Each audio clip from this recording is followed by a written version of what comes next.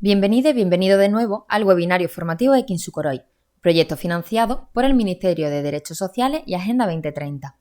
En esta cuarta parte hablaremos de prevención, intervención y autocuidados desde el aula. Este contenido se abordará desde diferentes apartados, contemplando las características particulares de cada una de las violencias online y las violencias autodirigidas. Nuestro objetivo es acercar todos los contenidos teóricos vistos en apartados anteriores a la práctica educativa, planteando diversas líneas de actuación y herramientas útiles para el aula. Por otra parte, hablaremos del burnout y de la importancia de trabajar el autocuidado en profesionales del ámbito educativo. Esta cuarta parte pondrá fin al webinario formativo de Kinsukuroi, con el agradecimiento a las personas colaboradoras y señalando la bibliografía revisada para la elaboración completa de este material. Empezaremos hablando de las estrategias de prevención desde el aula. Cuando hablamos de prevención, hacemos alusión directa al conjunto de medidas y acciones tomadas anticipadamente, con el fin de evitar o reducir la ocurrencia de problemas, riesgos o situaciones no deseadas. En esta sección orientaremos la prevención a la adquisición de estrategias y enfoques que favorezcan la ausencia o reducción de comportamientos violentos en el entorno digital, así como de las conductas autolesivas y el suicidio. Para alcanzar una prevención eficaz en este contexto, han de promoverse una serie de acciones proactivas dirigidas a identificar y abordar las causas subyacentes que pueden llevar a la violencia online y a la violencia autodirigida. Estas incluyen la promoción de comportamientos saludables, la creación de entornos seguros y respetuosos en línea, la sensibilización sobre los riesgos asociados al mal uso de la red, la identificación y gestión emocional y el fortalecimiento de habilidades sociales. Es importante destacar que la prevención no es una solución única, sino un enfoque integral que implica la colaboración de diferentes agentes como el equipo profesional educativo, la familia, profesionales de la salud, las instituciones y organismos sociales y la comunidad en general. A continuación, focalizaremos estas acciones en la prevención de las violencias online. Para la prevención del ciberbullying, grooming, sexting o sextorsión, es importante tener en cuenta un primer paso, un punto de partida, que implica contar con información veraz acerca de las características de dichas violencias, así como los factores de riesgo y protección asociados a las mismas, y las señales que pueden alertarnos de su presencia. Este conocimiento favorecerá la prevención y detección temprana de las problemáticas, reduciendo su presencia e impacto en el alumnado. Podréis encontrar toda esta información en la segunda sección del webinario de Kinsukuroi. Ahora pasaremos a explicar las diversas líneas de actuación que aparecen en pantalla.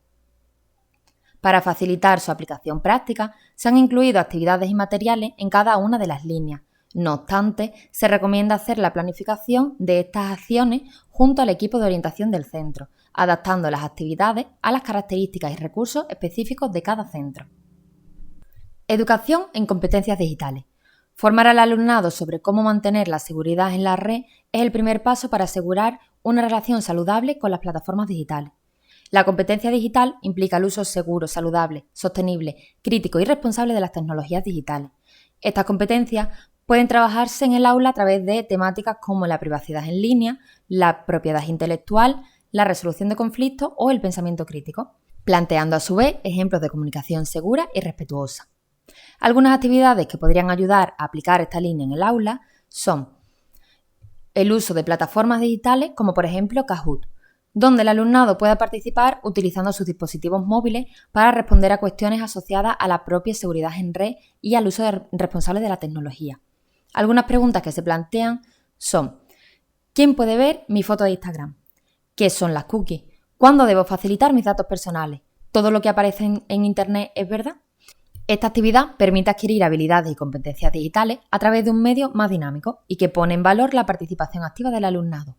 Otra opción es generar grupos de trabajo, proponiendo una temática para que cada equipo busque información en Internet y posteriormente tenga que crear una presentación en formato digital, por ejemplo utilizando Canva o PowerPoint. En la búsqueda se puede incidir en la necesidad de contrastar la información y seleccionar las fuentes de información veraz. Por otra parte, recomendamos visitar la web de INCIBE, la cual, a través de Internet Segura for Kids, ofrece diversas formaciones gratuitas sobre el uso seguro y responsable de Internet, con materiales didácticos para trabajar las competencias digitales desde el ámbito educativo y también en familia. Podrás acceder a ello a través del enlace que aparece en pantalla. Otra línea importante de actuación es la sensibilización sobre las violencias online. Ofrecer al alumnado información sobre los distintos tipos de violencia, destacando las características, señales de alerta y consecuencias que puede tener tanto para la persona afectada como para todas las personas implicadas, tomen esta un papel activo o no, permitirá generar una mayor sensibilización. Es importante hacer énfasis en la necesidad de comunicar una conducta violenta cuando la identifiquemos, ya sea dirigida a una misma o a uno mismo o hacia una persona del entorno, haciendo alusión nuevamente a la responsabilidad de la persona que adopta el rol de espectador en la violencia. Esta información debe abordarse de manera directa, sin intentar suavizarla, con el fin de crear una conciencia real sobre la gravedad de las conductas.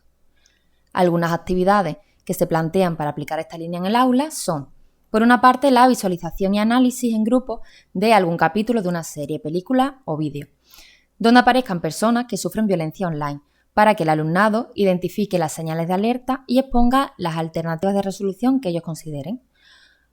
Planteamos como ejemplo una miniserie llamada Nudes, donde aparecen 3 adolescentes quienes ven cómo sus vidas cambian por completo tras la aparición de una foto íntima en redes sociales y cuya misión es recuperar el control de la situación y de sus propias vidas. Otros vídeos que también pueden ser de utilidad y que se encuentran disponibles en YouTube son ¿se te ha pasado por la cabeza enviar esa foto? Y ¿eres la misma persona en redes sociales?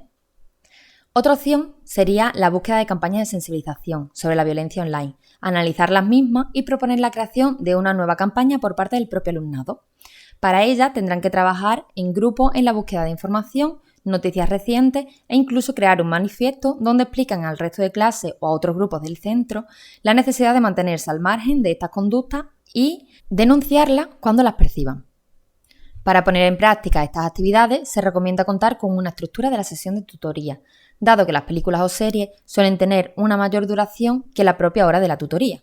Para ello, se puede visualizar en el aula aquella parte que el profesorado considere más relevante para posteriormente generar un espacio de reflexión donde incorporar información, conceptos básicos y recursos asociados.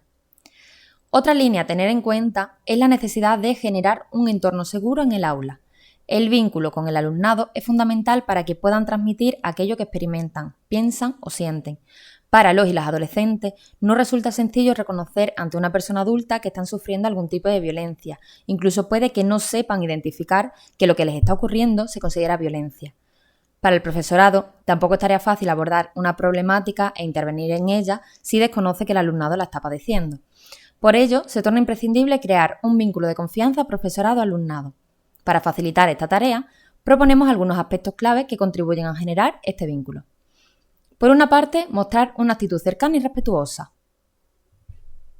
Adaptar el lenguaje al de las personas jóvenes, mostrar las emociones propias del profesional, tratar siempre con respeto al alumnado, sentarse en una silla a la altura del resto o crear un círculo donde todas y todos puedan verse e interactuar son algunos ejemplos. También se plantea la creación de un horario semanal, con espacios específicos y momentos concretos de disponibilidad del tutor o la tutora, donde poder acudir en caso de necesitar abordar algún tema de forma individual. Por otra parte, para favorecer la expresión emocional y la confianza entre el propio grupo, es importante generar espacios donde no se permita juzgar a la persona que esté contando lo que le ha sucedido y a su vez se recompense verbalmente el apoyo de compañeros y compañeras. Para ello se pueden establecer algunas normas internas de clase, como no interrumpir a la persona que cuenta su experiencia o preocupación, así como que el resto del grupo que desee responderle exprese su opinión en primera persona, evitando decirle lo que debe o no hacer. Por ejemplo, conviene decir yo creo que lo mejor sería que dejaras de responder temporalmente a esa persona, en lugar de decir lo que tienes que hacer es no hablarle.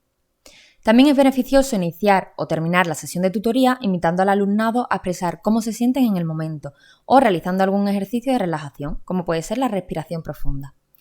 Otro aspecto es favorecer la empatía.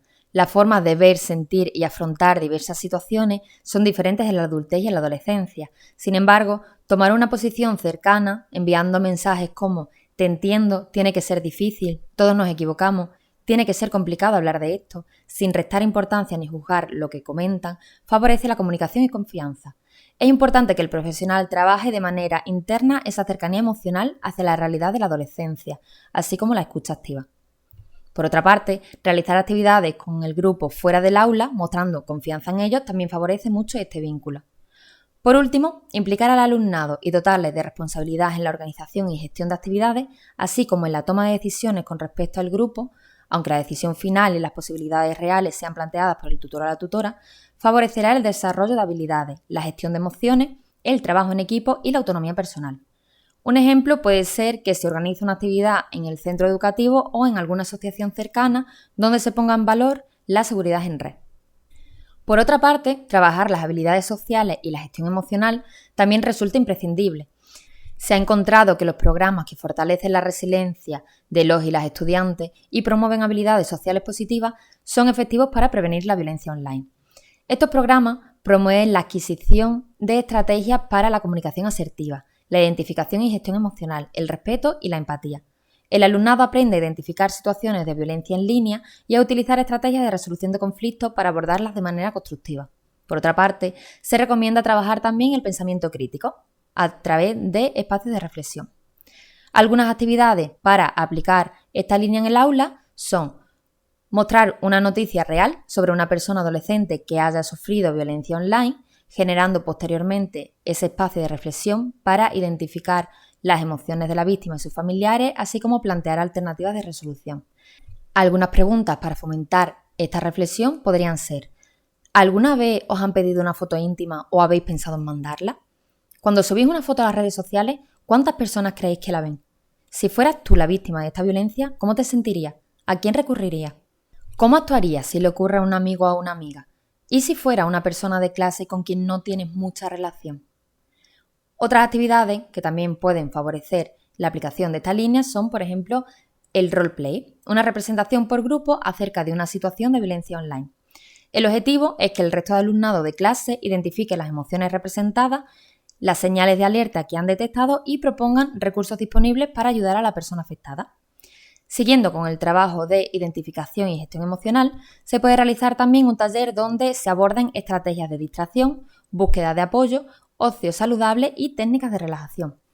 Para ello, se puede llevar a cabo una actividad en la que se plantee una emoción central, como por ejemplo la rabia, y que cada participante diga la forma en que es capaz de reducir dicha emoción. Por ejemplo, saliendo a correr, escuchando una canción, dándose una ducha, hablando con un amigo o una amiga. De esta forma se generan espacios de reflexión donde el resto del grupo puede adquirir nuevas estrategias, mientras que el profesional moldea aquellas que algunas personas hayan comentado que realizan en la actualidad y que resultan poco efectivas o saludables. Otra acción fundamental es la colaboración con familiares, profesionales de la salud, instituciones y otros agentes sociales. Trabajar juntos en la implementación de estrategias de prevención, educación y apoyo favorecerá la eficacia de estas. La colaboración con la familia puede incluir realizar talleres y charlas informativas, donde se aborden los distintos tipos de violencia y se proporcionen recursos para su detección e intervención. En estos talleres se pueden utilizar herramientas como testimonios en primera persona de otros familiares o vídeos como puede ser el titulado Mamá, hablemos de sexting. Este está disponible en YouTube. Por otra parte, se recomienda comentar vías de comunicación abiertas que facilite la relación constante con el centro educativo. También se considera importante realizar entrevistas individuales a la familia, donde se analicen posibles factores protectores y de riesgo que incidan en el alumnado. Del mismo modo, se recomienda mantener abierta alguna vía de contacto con centros de salud de la zona. En algunas ocasiones, profesionales de este ámbito ofrecen informaciones sobre salud enfocadas en diferentes problemáticas, entre ellas las conductas violentas, por lo que solicitar en caso de que sea posible una charla puede mejorar el conocimiento del alumnado y a su vez generar una mayor cercanía hacia los profesionales sanitarios. Por otra parte, se recomienda también contactar con instituciones y entidades sociales especializadas en la violencia online. Trabajar con organizaciones comunitarias puede ayudar a proporcionar recursos adicionales y apoyo a la prevención en línea. Además, con frecuencia, cuentan con actividades y materiales propios como charlas de sensibilización al alumnado, formación para el profesorado y materiales de orientación a la familia. Por último, pero no menos importante, contemplamos la necesidad de disponer de políticas escolares claras. Es fundamental que existan normas rígidas que prohíban y penalicen la violencia en línea en el centro escolar. Es importante que el alumnado conozca dicha política, así como el personal docente y la familia. Esto permitirá que ante la detección de alguna conducta violenta se actúe de manera rápida y eficaz. En esta línea, el centro escolar debe contar, por una parte, con protocolos de prevención y actuación ante la presencia de ciberbullying, grooming, sexting o sextorsión, así como del resto de violencias con mayor prevalencia en la juventud. Y por otra parte, con formación continuada del personal del centro educativo acerca de las violencias online, sus consecuencias y las actuaciones a implantar ante su presencia. Es importante que estas formaciones estén contempladas dentro de su horario laboral, para no generar sobrecarga y asegurar así la asistencia a las mismas. Es recomendable valorar de manera periódica el impacto de dichas actuaciones de prevención para realizar las modificaciones pertinentes y asegurar la eficacia de estas. Ahora damos paso a las estrategias de prevención de la violencia autodirigida. Para prevenir las conductas autolesivas y el suicidio, seguiremos las líneas anteriormente planteadas, pero adaptando el contenido a la temática de la salud mental y las violencias autodirigidas. Como ya se ha mencionado, es importante contar con información veraz acerca de las características de esta problemática, los mitos, factores de riesgo y de prevención asociados, así como las señales que pueden alertarnos de su presencia. Podrás encontrar este contenido en la tercera sección del webinario de Kinsukuroi. En cuanto a las líneas de actuación, en estos casos planteamos como primer punto la necesidad de generar un entorno seguro en el aula. Tal y como se ha explicado anteriormente, fomentar y cuidar el vínculo entre profesional y alumnado es fundamental para la detección de señales de alerta ante estas conductas. En muchas ocasiones son los propios compañeros y compañeras quienes identifican que algo no va bien con esta persona. Si se ha trabajado previamente dicho vínculo con el tutor o la tutora, es más probable que se sientan con la confianza de expresar su preocupación. Para ello, es importante también facilitar espacios que garanticen la tranquilidad y confidencialidad para poder mantener conversaciones de manera individual. Mostrar una actitud cercana, respetuosa y empática, adaptando el lenguaje profesional al del alumnado, expresando mensajes como «no puedo ni imaginar lo difícil que debe ser hablar de esto» o «gracias por confiar en mí», sin restar importancia ni juzgar sus decisiones. Y, por supuesto, practicar la escucha activa. Favorecer la expresión emocional en las tutorías y actividades grupales también te permitirá disponer de una mayor información acerca de cambios emocionales o comportamentales que puedan suponer señales de alerta en el alumno o alumna. En cuanto a la sensibilización en el aula, es necesario abordar la temática de salud mental, aportando información certera acerca de problemas como la depresión, la ansiedad y otros trastornos, analizando los prejuicios asociados y aportando recursos. Además, es importante abordar también la problemática de las autolesiones y el suicidio, dado que ofrecer información acerca de las señales de alerta favorecerá la detección temprana. Por otra parte, resulta fundamental hacer énfasis en la necesidad de tomar un papel activo por parte del alumnado en la detección y apoyo ante estas situaciones, recordando la disponibilidad de distintas vías de comunicación.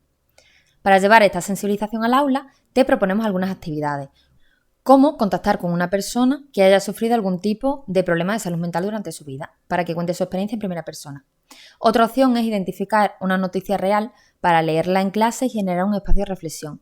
En él se pueden identificar las emociones de la persona, los síntomas que presenta, los recursos que ha utilizado y generar propuestas de resoluciones alternativas. Por último, se plantea la creación en grupo de un mural donde cada alumno y alumna pueda plasmar aquellos aspectos que le generen felicidad en su día a día, situaciones que le hagan disfrutar de la vida. Por ejemplo, mi motivo para vivir es mi familia, mi meta es conocer otros países, quedar con mis amigas me hace sentir muy bien. Finalmente, y entendiendo que no todo el equipo docente cuenta con la formación o recursos necesarios para desarrollar una tutoría donde se aborde la salud mental, se recomienda pedir ayuda al equipo de orientación o a asociaciones locales especializadas en salud mental. Otra línea a abordar es el desarrollo de habilidades sociales, autoestima y gestión emocional.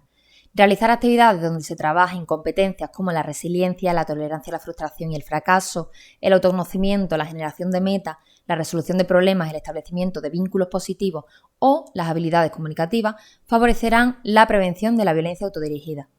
Para aplicar estas actuaciones en el aula, te recomendamos emplear actividades como las propuestas en la prevención de la violencia online u otras como que cada participante diseñe un dibujo personal y lo comparta con el resto del grupo, para que anoten habilidades y actitudes positivas de esa persona. Otra opción es plantear una serie de situaciones desagradables o problemáticas al grupo para que intente solucionarlas. Estas pueden aparecer en algún formato llamativo, como un juego. En cuanto a las colaboraciones, al igual que ocurre en las violencias online, es fundamental contar con la implicación del entorno para lograr una prevención integral. En el caso de la violencia autodirigida, es importante además conocer si la persona afectada tiene una ficha médica previa, la cual se solicitará a la familia. Del mismo modo, se deberá mantener el contacto con los profesionales del centro de salud, en caso de tener algún indicio de autolesión o idea suicida. Las familias también necesitan disponer de información veraz y recursos a los que recurrir en caso de detectar alguna señal de alarma. Para ello, aportar charlas de sensibilización, enviar cartas informativas y ofrecer reuniones individuales pueden ser vías de comunicación eficaces para la prevención. A su vez, mantener el contacto y la posibilidad de recibir formaciones por parte de entidades sociales especializadas en salud mental puede reducir la carga de los profesionales del centro educativo. Por su parte, las políticas escolares deben ser claras en cuanto al apoyo a las personas que sufran autolesiones y a sus familias, contar con protocolos de prevención y actuación, ofrecer apoyo desde el equipo de orientación a las familias, alumnado y profesionales del equipo educativo, así como formaciones específicas, garantizará una mayor coordinación y detección temprana del problema. Al igual que comentábamos en la prevención de violencias online, se recomienda valorar de manera periódica el impacto de las actuaciones implantadas para realizar las modificaciones pertinentes y asegurar su eficacia. En el punto 2 veremos estrategias de intervención desde el aula. Por desgracia, la frecuencia con que aparecen en la actualidad casos de jóvenes que han sufrido ciberbullying, grooming, sexting o que han llegado a autolesionarse o incluso suicidarse es elevada. Por ello, en el siguiente punto, trabajaremos sobre las estrategias de intervención aplicables al ámbito educativo para situaciones en las que la violencia ya está presente. Cabe destacar que la realidad requiere de actuaciones adaptadas a las necesidades específicas del aula, del perfil del alumnado afectado y de los recursos disponibles a nivel educativo y comunitario. Por este motivo, las líneas de actuación planteadas deben considerarse como una orientación, pero en ningún caso como un protocolo rígido a seguir. Empezaremos hablando sobre las estrategias dirigidas a intervenir directamente ante un caso de violencia online. Para ello, planteamos como líneas de actuación el acercamiento a la persona afectada y la activación del protocolo escolar, contemplando la actuación con los diferentes agentes sociales, la comunicación familiar, el trabajo con el grupo de clase y la información para el personal del centro educativo. Por último, se contemplan también algunas estrategias específicas para cada una de las violencias online. Tras detectar alguna señal de alarma respecto a las violencias online, se recomienda realizar un primer acercamiento a la persona afectada, con el objetivo de brindar un espacio seguro donde pueda compartir su experiencia y sentimientos. De este modo, se podrá generar una relación de mayor confianza. Algunas pautas a tener en cuenta son: proporcionar un lugar tranquilo para conversar, donde se garantice la confidencialidad. Mantener una comunicación asertiva planteando preguntas abiertas, como por ejemplo: ¿va todo bien? Te noto a veces distraído, demasiado serio o triste en clase. ¿Ha pasado algo? Y mostrando siempre una escucha activa. Respetar su tiempo y su silencio, aportando mensajes como: ¿prefieres que vayamos a hablar a otro lugar? ¿Quieres un vaso de agua? ¿Necesitas parar? Podemos continuar en otro momento si lo prefieres. También mostrar el apoyo de profesionales del centro y de su familia, transmitiendo mensajes como pueden ser: puedes confiar en mí, tanto tu familia como nosotros estamos dispuestos a ayudarte. También continuar con preguntas más concisas y mensajes de apoyo acerca de las problemáticas cuando consideremos que existe un clima adecuado.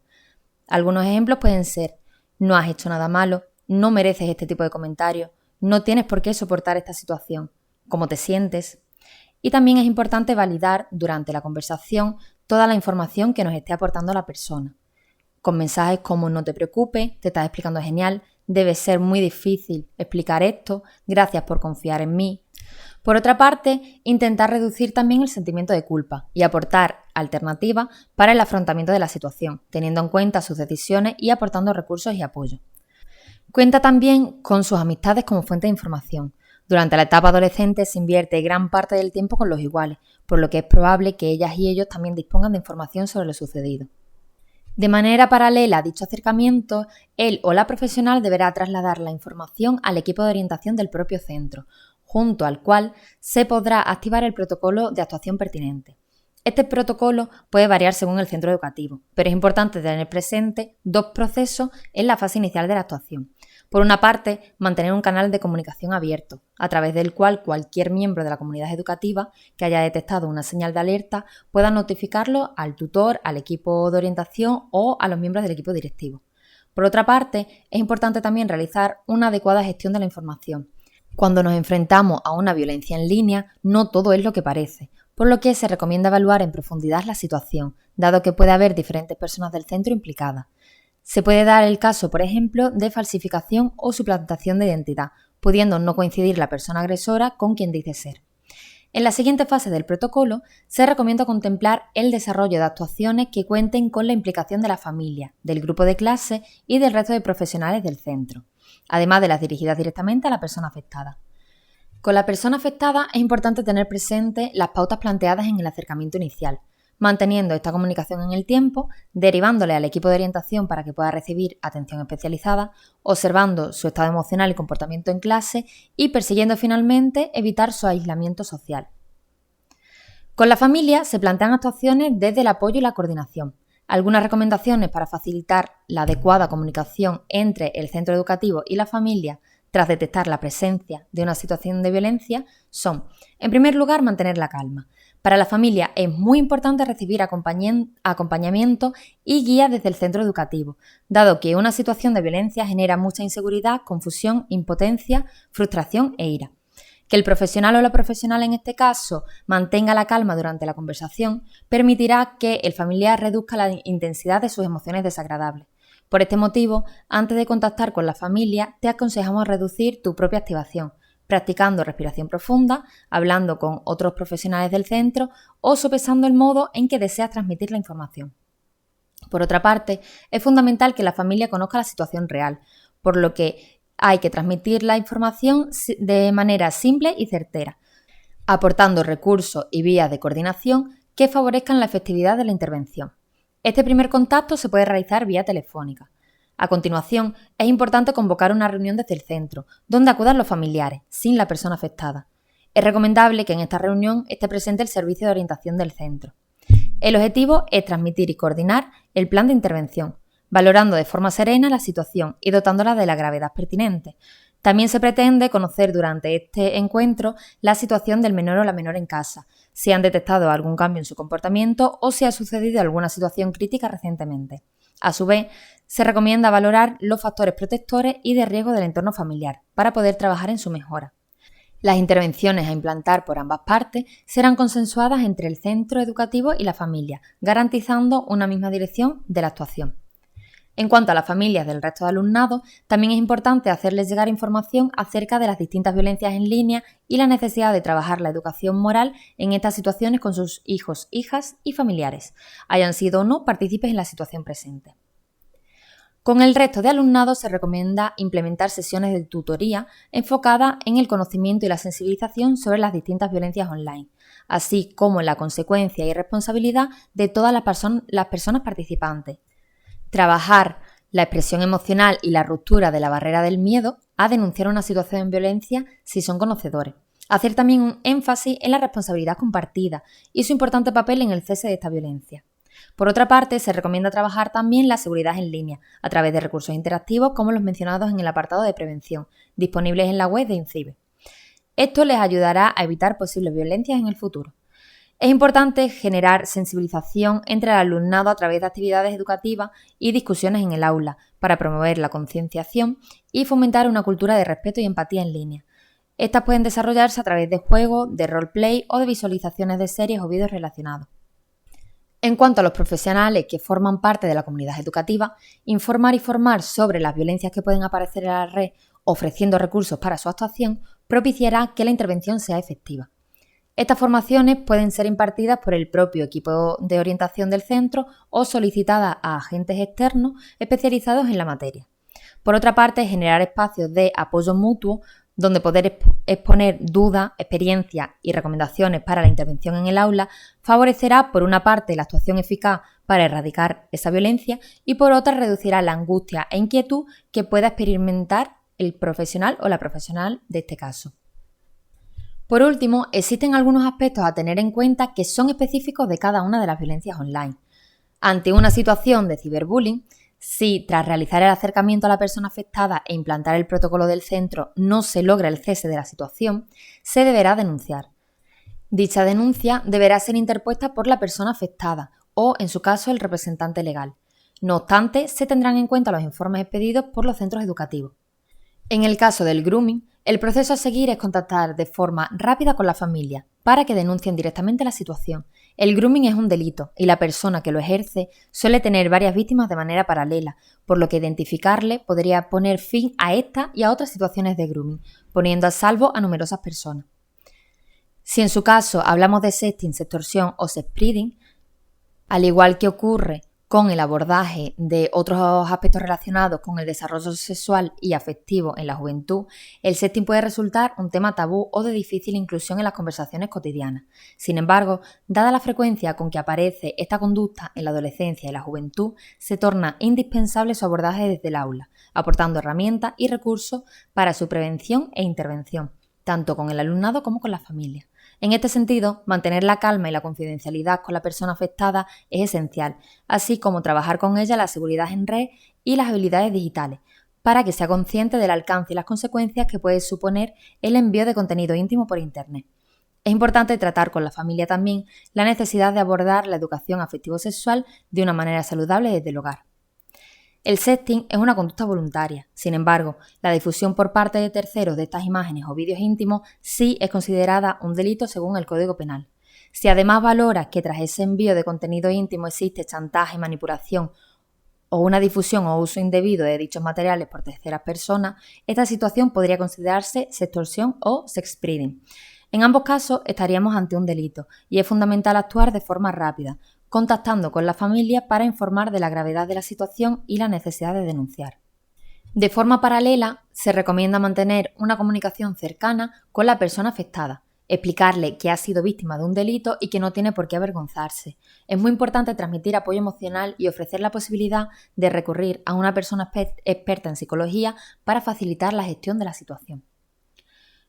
Contando con la posibilidad de tener que hacer frente a un delito, exponemos algunos aspectos a contemplar.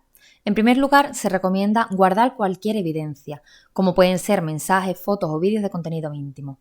Estas pueden servir como prueba del delito. A la hora de denunciar la situación, existen también diferentes vías.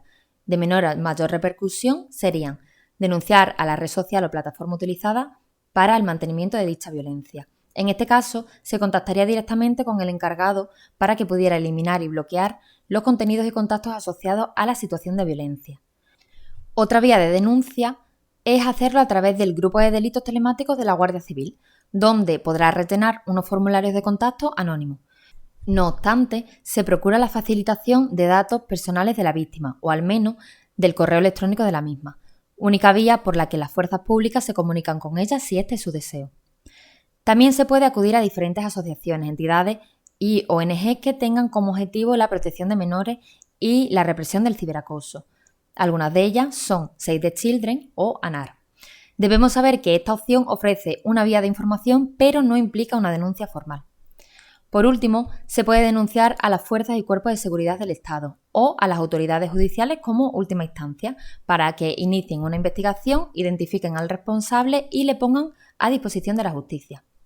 Finalmente, se recomienda ayudar a la persona afectada a bloquear cualquier vía de contacto con la persona agresora, así como a eliminar publicaciones u otros contenidos sobre su intimidad en Internet. En el siguiente punto veremos las estrategias para la intervención ante la violencia autodirigida. Cuando la violencia detectada engloba autolesiones y/o ideación o conducta suicida, además de implicar en las actuaciones a todo el personal del centro educativo y a la familia, es imprescindible contar con la colaboración de los servicios sanitarios, tanto de carácter público como privado, especialmente con el área de salud mental. A continuación, planteamos unas líneas de actuación adaptadas a la problemática de la violencia autodirigida. El acercamiento a la persona afectada, la recogida de información y plan de intervención y, por último, la actuación inmediata. Como se ha comentado en apartados anteriores, es fundamental realizar un primer acercamiento a la persona que está sufriendo, manteniendo un contacto cercano y empático en un lugar seguro. Algunos aspectos a tener en cuenta son escuchar de manera activa, sin presionar a la persona si no se siente preparado o preparada para hablar en ese momento, mostrar tu disponibilidad para ayudarle, no asegurar la confidencialidad absoluta de su relato, dado que cuando la vida de una persona está en peligro existe la responsabilidad de buscar ayuda para garantizar su seguridad y bienestar, prestar atención a su comportamiento en el aula y a la relación con sus compañeros y compañeras y evitar su aislamiento dentro del grupo. De manera paralela al acercamiento a la persona afectada, es importante recoger toda la información posible. Planteamos una secuencia que favorece la comunicación eficaz. En primer lugar, si alguien del alumnado, personal del centro o familiar detecta alguna señal de alerta, es importante que se informe de ello a la persona que tutoriza a su grupo de clase. De este modo, será el tutor o la tutora quien se encargue de cumplimentar un breve informe con información relevante de la situación, datos personales del alumno o alumna en cuestión, datos de la persona que detecta la situación de riesgo y una breve descripción de los indicadores o señales de alerta detectados. Una vez recabada la información, se hará llegar al servicio de orientación del centro, quienes valorarán la situación y procederán a la elaboración de un plan de intervención. Si fuera necesario, se puede plantear la posibilidad de solicitar colaboración también por parte de los equipos específicos de intervención educativa. Por otra parte, se recomienda al equipo de orientación la coordinación tanto con los servicios de salud públicos y privados como con la familia. En primer lugar, informar a la familia, concertar un encuentro con ella y solicitar su autorización acerca del intercambio de información entre el centro educativo y los servicios sanitarios. También conviene informar de las actuaciones por parte del centro que se realizarán en caso de considerar una mayor gravedad de la situación. La coordinación con los servicios sanitarios puede llevarse a cabo a través de un informe, donde aparezcan datos de la persona afectada, el motivo de la consulta, información del contexto, las medidas implantadas desde el centro educativo y el medio a través del cual pueden mantener un canal eficaz para la coordinación. Finalmente, en caso de que el alumno o la alumna precise atención médica, se recogerán en la ficha individual de salud las actuaciones que deberá llevar a cabo el centro educativo en una situación de emergencia. Como tercera línea, y contemplando la posible presencia de verbalización, ideación suicida o conducta autolítica no abordable desde el centro educativo y considerada urgente, planteamos pasos para la actuación inmediata. En primer lugar, llamar directamente al servicio de emergencia 112 o acompañar a la persona al servicio de urgencias más cercano y, a continuación, avisar a la familia. En cuanto a la orientación familiar ante un caso de urgencia, es importante transmitir recomendaciones como procurar que su hijo, hija o familiar se encuentre bajo supervisión por una persona adulta, extremar la seguridad en el domicilio, limitando el acceso a medios potencialmente dañinos, como objetos punzantes, medicación, productos de limpieza corrosivos, cuerdas o sogas, llaves del coche e incluso contemplar que los balcones y ventanas se encuentren cerrados si la persona vive en un piso alto. Aceptar la situación sin buscar culpable, insistir en la disponibilidad del centro para colaborar y ayudar en la situación y contar con teléfonos de emergencia y ayuda profesional como los que aparecen en la imagen de la derecha. No queríamos cerrar esta formación sin poner en valor el trabajo de todo el equipo educativo, considerando las dificultades de su trabajo y aportando estrategias que permitan mejorar su bienestar personal. Diversos estudios sostienen que los docentes están considerados como uno de los grupos sociales más afectados por el estrés, junto al sector de la sanidad. Esto puede deberse a la exigencia continua de adaptación a las modificaciones, avances tecnológicos y transformaciones sociales que experimenta el ámbito educativo, además de otros factores como el aumento de la diversidad en las aulas o los conflictos escolares. Cuando estas y otras exigencias se mantienen a largo plazo y condiciones como la escasez de recursos, faltas de apoyos sociales o dificultades personales interfieren, pueden aparecer problemas más allá del estrés. Algunos de los más comunes son ansiedad, depresión o el conocido síndrome de burnout, también denominado como síndrome del quemado. Aunque este síndrome fue descrito por Freudenberg en 1974, fueron Maslach y Jackson en 1986 quienes los definieron como un trastorno adaptativo que surge como respuesta ante el estrés y la tensión laboral continua, provocando consecuencias negativas a nivel personal y profesional, como agotamiento físico, psicológico y emocional, despersonalización en el trabajo, falta de interés y responsabilidad laboral y baja realización personal. Por todo ello, resulta de vital importancia cuidar el bienestar de las personas docentes. Antes que profesionales somos personas y no podemos ayudar al alumnado, a familiares o a compañeros y compañeras del trabajo si nosotras mismas y nosotros mismos no nos sentimos bien. Por ello, planteamos la necesidad de incorporar a la rutina diaria el autocuidado personal. Cuando hablamos de autocuidado, nos referimos a todas las acciones y prácticas deliberadas que una persona realiza para mantener y mejorar su bienestar físico, mental y emocional. Cabe destacar que el autocuidado no es egoísmo, sino una práctica necesaria para mantener una buena salud física y mental, lo que a su vez permite a las personas estar en mejores condiciones para cuidar y apoyar a las personas de su entorno. A continuación, planteamos algunas estrategias de autocuidado. Conócete. ¿Cómo te sientes? Dedica unos minutos antes de entrar al aula para conocer tus emociones y nivel de activación presente. Valora también durante la jornada si estos varían. Este ejercicio te permitirá trabajar el autocontrol y poner en práctica técnicas como la gestión emocional, así como métodos de relajación y atención plena. Reduce tu nivel de activación. Cuando sientas irritabilidad, enfado, nerviosismo, estrés o tensión, intenta relajarte a nivel físico y mental. Durante la jornada laboral, puedes poner en práctica algunos ejercicios como dedicar 10 minutos antes de entrar al aula para respirar de manera profunda, distraerte con alguna tarea que requiera atención y esfuerzo mental, dedicar un espacio a la jornada para hacer leves estiramientos o hablar con otras personas. Fuera de la jornada laboral, puedes realizar también algunas estrategias como escuchar música, tener presentes imágenes de momentos agradables, darte una ducha, practicar ejercicio físico o meditación, así como otras actividades de ocio que resulten placenteras. Algunas actividades que facilitan la desconexión son, por una parte, asociar un objeto o lugar de la casa donde colocar todo lo relacionado con el ámbito laboral. Por ejemplo, dejar la carpeta o el ordenador en la mesa de una habitación o un despacho. Y por otra parte, realizar también actividades de ocio activo. Ir al cine, pasear, viajar, leer, tocar un instrumento, realizar artesanía. Por otra parte, adquirir hábitos saludables te permitirá mejorar tu bienestar general. Algunos ejemplos son practicar ejercicio físico, mantener una alimentación sana y equilibrada, crear una rutina diaria, dormir entre 7 y 8 horas al día, tener actividades de ocio activo y mantener relaciones con el entorno próximo. Revalúa objetivos y prioridades. Identificar lo que es más importante y enfocarse en ello puede ayudar a reducir la sensación de abrumamiento y encontrar un mayor sentido al propósito de la enseñanza. Un modo de hacerlo es a través de la creación de una lista con todos los objetivos y ordenarlos por relevancia. De todos los planteados podemos quedarnos con los 2 o 3 primeros objetivos, en función de los recursos y situación de cada profesional.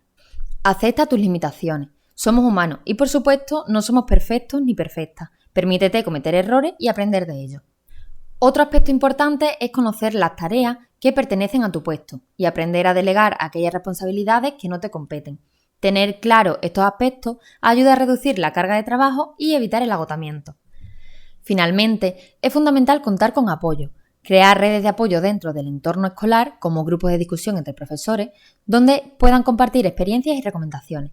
La colaboración con otros profesionales puede ayudar a repartir la carga de trabajo y proporcionar un sentido de comunidad y apoyo. Otra forma de implantar este apoyo es a través de reuniones periódicas ubicadas dentro del horario laboral de los profesionales.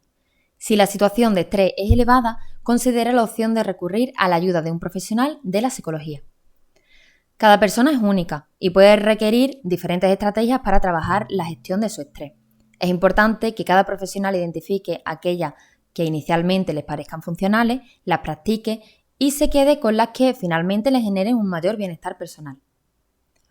Para concluir el webinario de Kinsukuroi, nos gustaría agradecer a toda la comunidad educativa su colaboración a través del cuestionario online que cumplimentaron. Conocer las necesidades formativas de los y las profesionales de este ámbito en relación a las violencias online y violencias autodirigidas nos ha permitido adaptar el contenido de esta formación a la realidad actual. Por último, os dejamos las referencias empleadas para la elaboración del contenido de este webinario.